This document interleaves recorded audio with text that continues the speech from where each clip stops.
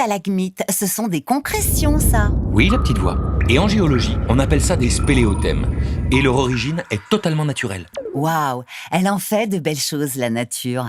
Mais comment elles se forment, ces concrétions? Eh bien, tout commence à la surface.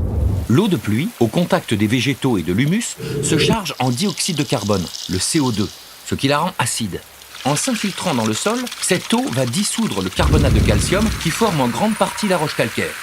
Les particules de carbonate de calcium dissoutes sont donc transportées par l'eau jusqu'au plafond de la grotte.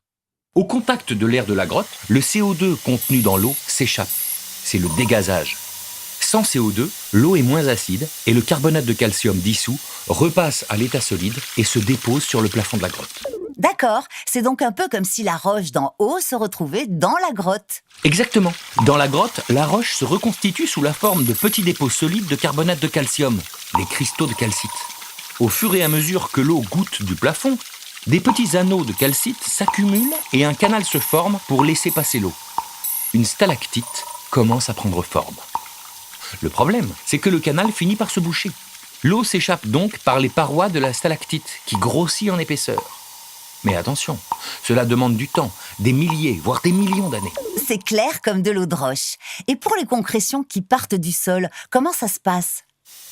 Si la goutte d'eau qui tombe d'une stalactite contient encore du carbonate de calcium, elle peut former un nouveau dépôt en touchant le sol.